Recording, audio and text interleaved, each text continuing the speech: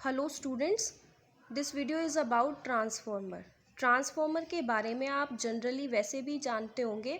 हमारे घर में जो इलेक्ट्रिसिटी की सप्लाई आती है, वो जो पूरी कॉलोनी में जो सप्लाई आती है, वो सारी वायर्स एक पॉइंट पे, एक जगह पे कनेक्टेड होती हैं एक डिवाइस से, that is called transformer. And transformer तक जो करंट की सप्लाई आती है, that is from the electric power plant. So transformer is a device which is used to convert high alternating voltage at low current. low current पे high voltage को high current में low alternating voltage में convert करने के लिए use होता है, या फिर हम कह सकते हैं vice versa. Vice versa means opposite, means जब लो अल्टरनेटिंग वोल्टेज हो हाई करंट पे, तब अगर हमें उसे हाई अल्टरनेटिंग वोल्टेज में लो करंट के लिए अगर हमें तब उसको ट्रांसफॉर्म करना है, कन्वर्ट करना है, तब भी हम ट्रांसफॉर्मर का ही यूज़ करेंगे। सो बेसिकली ये एक इलेक्ट्रिक डिवाइस है जो कि हाई अल्टरनेटिंग वोल्टेज को लो अल्टरनेटिंग वोल्टेज में कन्वर्ट करता है और लो अल्टरनेटिंग वोल्टेज को हाई अल्टरनेटिंग वोल्टेज में कन्वर्ट करता है। बट कंडीशन ये है कि जब हाई अल्टरनेटिंग वोल्टेज होगी उस टाइम पे करंट लो होगा, एंड जब वोल्टेज हमारे पास लो होगी उस टाइम पे करंट हाई होगा। Because we all know that V is equals to I R, so R is equals to V by R, V by I. किसी भी कॉइल का रेजिस्टेंस तब ज़्यादा होगा जब उसकी वोल्टेज ज़्यादा होगी, लेकिन उस कॉइल के अंदर जितना ज़्यादा करंट फ्लो करेगा उतनी ही कम उस डिवाइस की रेजिस्टेंस होगी। And it is based on the phenomena of mutual induction. We know that mutual induction क्या होता है कि जब भी कोई magnetic flux linked with a coil change and induced EMF produced in the neighboring coil means, जैसे कि आपके पास ये डायग्राम है, इस P1 P2 कॉइल के अंदर एक AC सिग्नल या फिर हम कह सकते हैं एक AC सोर्स कनेक्टेड है। इसमें कनेक्टेड होने की वजह से इस कॉइल के अंदर इंडक्शन होगा, मैग्नेटिक फ्लक्स इंड्यूस होगा। उस मैग्नेटिक फ्लक्स के इंड्यूस होने की वजह से इस नेबरिंग कॉइल के अंदर भी इंड्यूस्ड EMF जनरेट होगा। उस जनरेट होने की वजह से हमें कुछ ना कुछ आउटपुट मिलेगी। मींस सेल्फ इंडक्शन था सिर्फ इस कॉइल में, लेकिन इस कॉइल की वजह से इसके अंदर म्यूचुअल इंडक्शन हो गया। सो ट्रांसफॉर्मर का जो प्रिंसिपल है which is based on mutual induction. Let us consider, अगर हम इसकी बात कंस्ट्रक्शन के अकॉर्डिंग इसकी वर्किंग को जानना चाहें तो कंस्ट्रक्शन में आप देख सकते हो, this is a construction of a transformer. इस तरीके का होता है एक here P1 P2 are the primary coils जिसके अंदर हमने एक AC सोर्स को कनेक्ट किया है, and S1 S2 are the secondary coils, and R हमारे पास एक लोड रेजिस्टेंस है जो कि S1 S2 के अक्रॉस कनेक्टेड है, और उसी के अक्रॉस हमें आउटपुट मिलेगा इस ट्रांसफॉर्मर का। Students, now let we discuss about its working and theory. So इसकी थ्योरी जानने के लिए we know that this is a construction, and एक AC सोर्स है ये जो कि कनेक्टेड है P1 P2 कॉइल से। So magnetic flux will change continuously, इसके अंदर कॉन्टीन्यूसली मैग्नेटिक फ्लक्स चेंज होगा, and due to self induction and induced EMF will be produce in P1 P2। इसी के अंदर इंड्यूस्ड EMF प्रोड्यूस होगा, while ये तो सेल्फ इंडक्शन की वजह से हुआ, लेकिन due to mutual induction and induced EMF will be produce in S1 S2 coil. So हम कंसीडर कर लेते हैं, लेट NP हमारे पास नंबर ऑफ टर्न्स हो गए, NP is equals to number of turns in P1 and P1 P2 और S1 S2 coil respectively. So we have d phi by dt is equals to time, rate of change of phi denotes here magnetic flux. तो हम लिख सकते हैं d by dt हमारे पास हो गया time rate of change of magnetic flux, और ये time rate of change of magnetic flux है हमारे पास P1 P2 कॉइल के लिए। सो हमारे पास जो इंड्यूस्ड EMF प्रोड्यूस होगा, इंड्यूस्ड EMF जो प्रोड्यूस होगा P1 P2 कॉइल में, which is equals to EP is equals to minus NP d phi by dt। Induced EMF यही होता है हमारे पास according to second law of Faraday के सेकेंड लॉ के अकॉर्डिंग यही हमारे पास इक्वेशन होती है। तो नाउ लेट वी कंसीडर कि ये जो कॉइल्स है ये बहुत ही क्लोजली वाउंड है, जिसकी वजह से there is no flux loss between P1 and P2 and S1 and S2।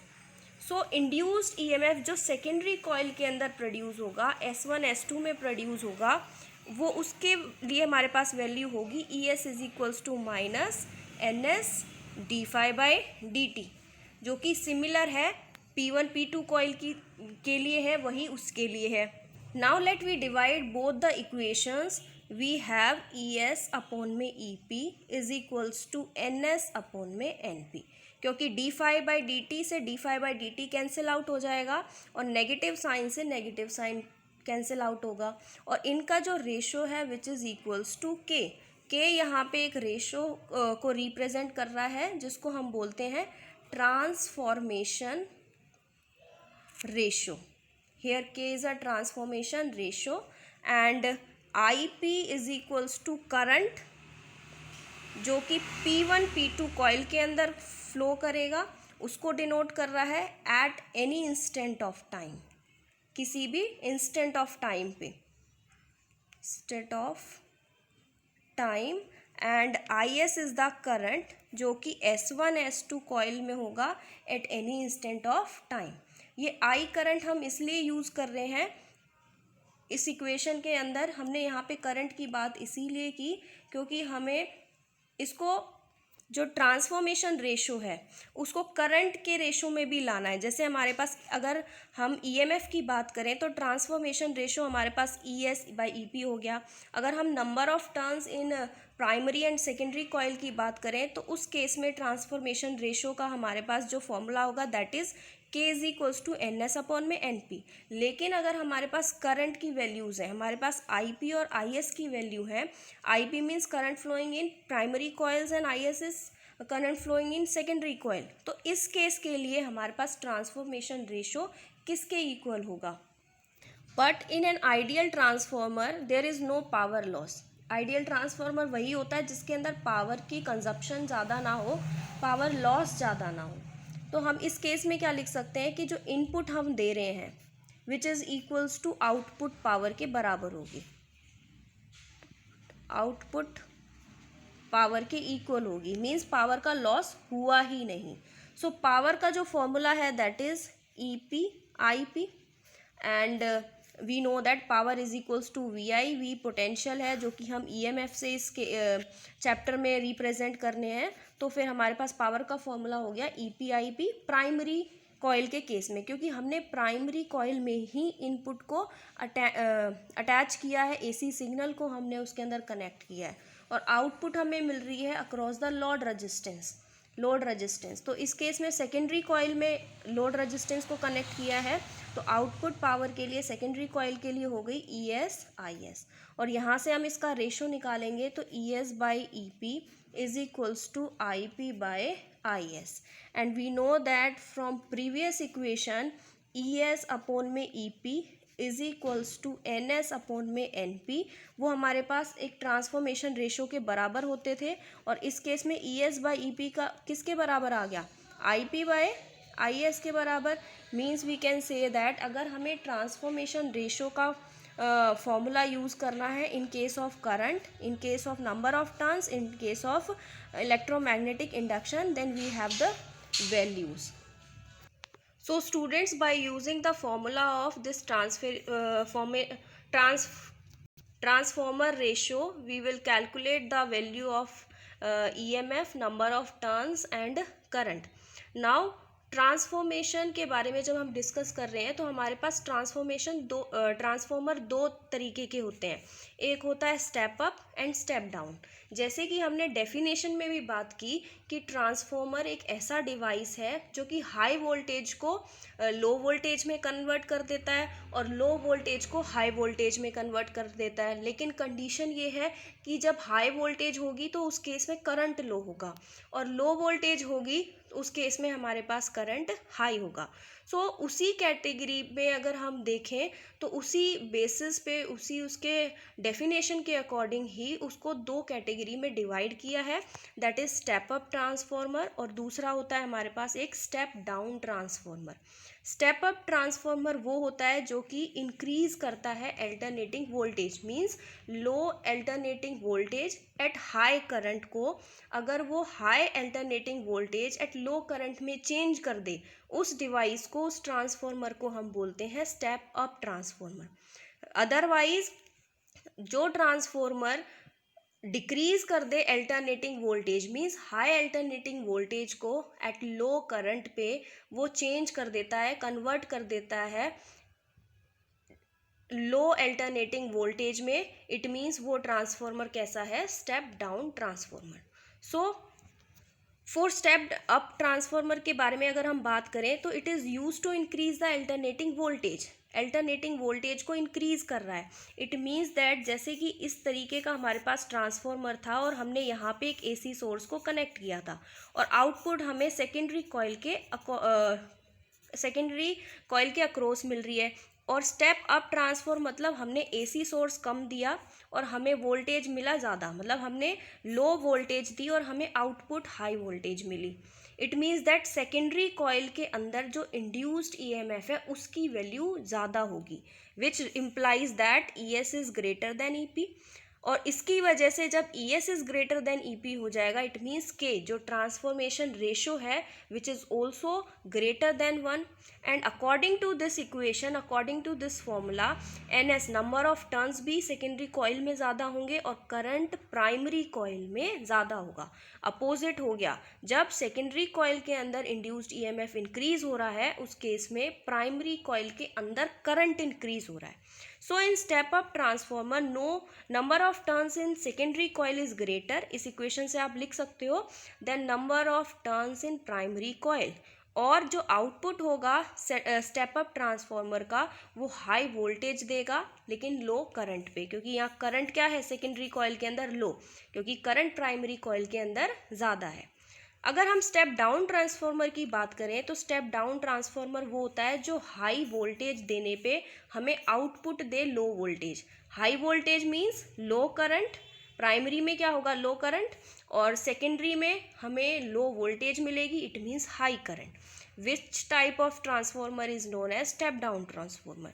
तो इट मीन्स दैट सेकेंडरी में हमारे पास जो इंड्यूस्ड ईएमएफ होगा सेकेंडरी कॉइल में वो लेस होगा than the primary coil. So in this case ES is less than EP. Similarly, K is less than 1 and also number of turns is also less than number of turns in primary coil. But current in primary coil is less than current in secondary coil. इस case में opposite हो गया, current primary coil में कम होगा क्योंकि primary coil का induced EMF ज़्यादा है, क्योंकि स्टेप डाउन ट्रांसफॉर्मर हमें EMF वोल्टेज, हम कह सकते हैं वोल्टेज लो करके प्रोवाइड करवाता है, हाई वोल्टेज को वो लो वोल्टेज में कन्वर्ट कर देता है। So in case of output transformer we get low voltage at high current. Now from these two observation we conclude that कि जो ट्रांसफॉर्मर होता है वो इंक्रीज करता है और डिक्रीज करता है वोल्टेज को eight the cost of current. Means voltage ज़्यादा उस टाइम पे करंट कम, वोल्टेज कम उस करंट पे करंट, वोल्टेज कम उस टाइम पे करंट ज़्यादा, और वोल्टेज ज़्यादा होगी उसको लो वोल्टेज में कन्वर्ट करेगा, तो मींस हाई लो करंट को उसने हाई करंट में कन्वर्ट किया। तो ट्रांसफॉर्मर जो भी इंक्रीज और डिक्रीज करता है वोल्टेज में at the cost of current. तो हेंस ट्रांसफॉर्मर ओबे करता है law of conservation of energy को। And according to law of conservation of energy, अगर हम एफिशिएंसी की बात करें ट्रांसफॉर्मर की, और एफिशिएंसी को हम डिनोट करते हैं ईटा से, this is the symbol of eta. And इसका जो फॉर्मूला होता है that is output power upon में input power. You know that power का फॉर्मूला होता है P is equals to VI। V is potential and here E is induced EMF, या कह सकते हैं potential in secondary coil upon में input power which is equals to EP by IP। So this is the formula of efficiency of transformer. अगर numerically अगर हम इसको use करें तो हम उसकी एफिशिएंसी को, ट्रांसफॉर्मर की एफिशिएंसी को कैलकुलेट कर सकते हैं। लेकिन आइडियल ट्रांसफॉर्मर की बात करें तो in case of ideal transformer there is no power loss, जिसके अंदर पावर लॉस नहीं हो रहा, ऐसे टाइप के ट्रांसफॉर्मर को हम बोलते हैं आइडियल। मीन्स हमने जितनी इनपुट दी उसको उतनी ही हमें आउटपुट मिल गई, ना इंक्रीज हुई ना डिक्रीज हुई, कोई भी पावर का लॉस नहीं हुआ। सो दोनों की पावर क्या हो जाएंगी, equal according to law of conservation of energy. Means power in secondary coil is equals to power in primary coil, and in both the cases we have efficiency which is equals to 1। क्यों? क्योंकि अगर हम इस फॉर्मूले में put करते हैं ESIS upon में EPIP किसके बराबर है, ESIS के बराबर, तो नीचे भी मैं ESIS लिख देती हूँ। कैंसिल आउट होके हमारे पास एफिशिएंसी कितनी आ गई, is equals to 1। It means 100% efficiency. Transformer की एफिशिएंसी 100% जब आएगी जब ट्रांसफॉर्मर आइडियल होगा, मीन्स का पावर का कोई भी लॉस नहीं होगा। लेकिन प्रैक्टिकली अगर हम ये चीज़ देखें तो किसी भी ट्रांसफॉर्मर की एफिशिएंसी 100% नहीं होती है, कभी भी नहीं होगी, बिकॉज ऑफ फॉलोइंग लॉसेस को। क्योंकि चाहे स्टेप डाउन ट्रांसफॉर्मर हो चाहे स्टेप अप ट्रांसफॉर्मर हो, दोनों ही केस में पावर का लॉस ज़रूर होगा, चाहे कम हो चाहे ज़्यादा हो, लेकिन पावर लॉस ज़रूर होगा। एफिशिएंसी 100% कभी भी नहीं होगी। So let we discuss about power losses.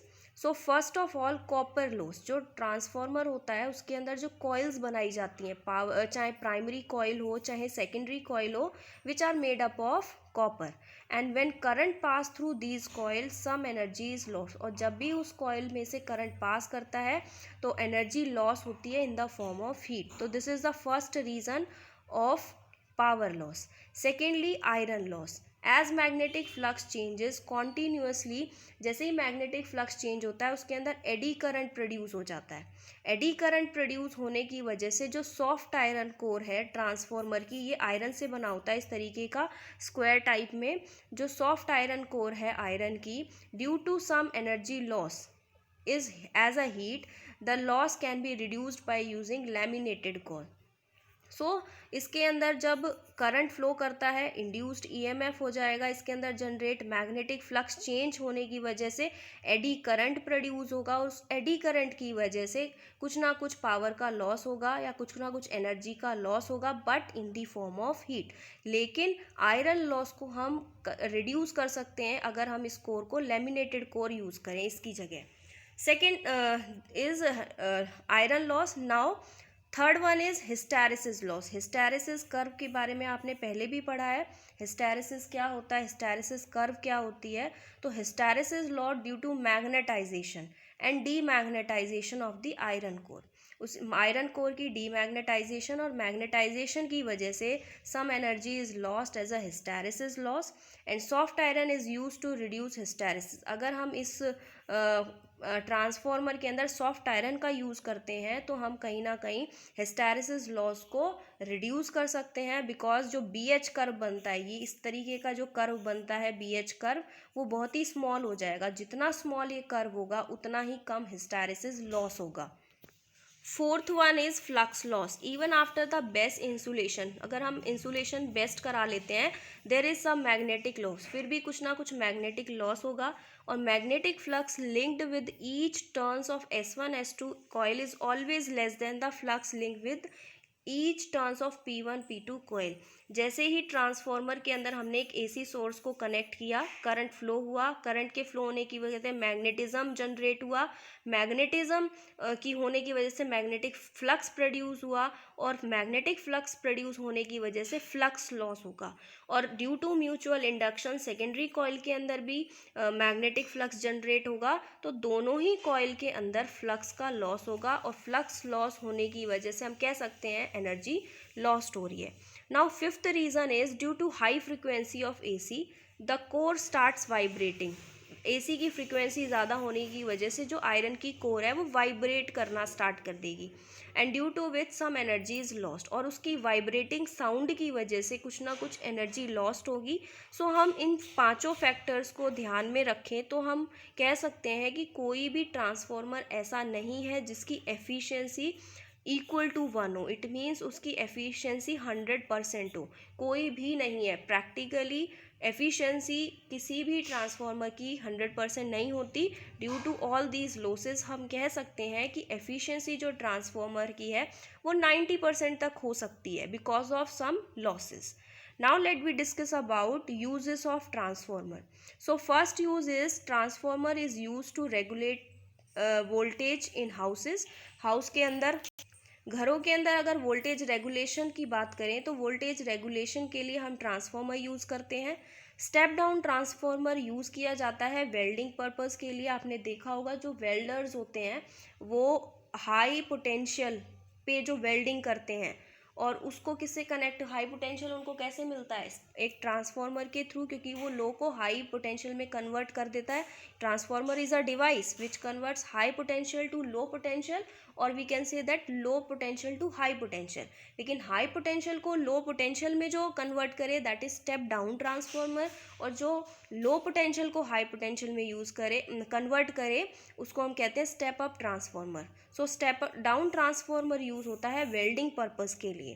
In transmission of electricity over long distances, long distance पे अगर हमें इलेक्ट्रिसिटी का ट्रांसमिशन करना है तब भी हम ट्रांसमिशन के लिए ट्रांसफार्मर का यूज़ करते हैं, because transmission is always carried at high voltage by using step up transformer, and because the output of the step up transformer high होता है लो करंट पे।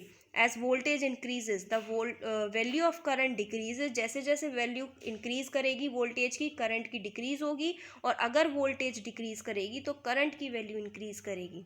So heat loss during transmission बहुत ही कम होगा, I²R की बराबर, H is equals to I²R, ये formula होता है। सो ट्रांसमिशन के केस में भी हम ट्रांसफार्मर का यूज़ करते हैं। Now also the value of heat produce is not affected when R is somewhere large. अगर जो हीट का जो फॉर्मूला है दैट इज I²R, अगर R की रेजिस्टेंस की वैल्यू ज़्यादा होती है तब भी हीट अफेक्टेड नहीं करेगी ट्रांसफॉर्मर को, क्योंकि somewhat large as I² is very small quantity as is taken place of thick wire, so we can use thin wires, cost of transmission will be low। इसीलिए हम थिक वायर की जगह transformer के अंदर thin wires का use करते हैं ताकि ट्रांसमिशन की कॉस्ट कम रहे। So this is all about transformer, it's type and transformation ratio and it's uses.